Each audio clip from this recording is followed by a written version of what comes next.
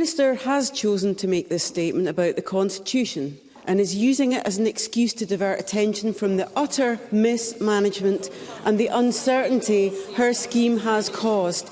She's already delayed the scheme to address the fact she had not listened to businesses at all, and she threatened to cancel it 2 weeks ago. But stakeholders have told me that despite repeated requests, they have been unable to meet with the Minister or her officials when they had solutions to offer.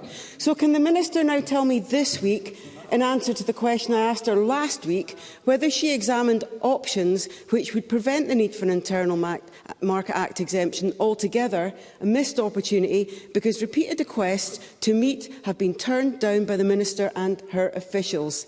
And can the Minister now tell us, in the light of her statement, exactly how much has been spent on this scheme and whether the deposit costs for cans and plastics will now have to go up? Minister.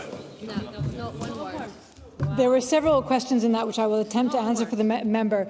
In terms of the Internal Market Act and all the options, of course we considered all the options. We know, and we have known ever since the Internal Market Act was put in place, that we needed an exemption to that Internal Market Act. That is something that is fully well understood. That's why we started that process back in 2021, nearly 2 years ago. I do meet with businesses regularly. I met this morning with producers and with retail and hospitality representatives. I meet continually with businesses and indeed have listened very carefully to them.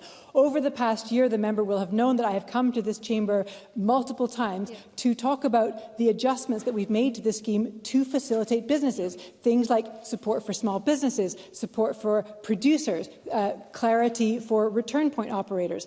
That is evidence of me working carefully with businesses and listening to them. I met with them this morning at the first possible opportunity after getting that letter late Friday night to have this conversation about how we now move forward with the scheme. I'm sorry, there were too many points in the member's question and I haven't managed to write down the last three. Thank you, Minister. There is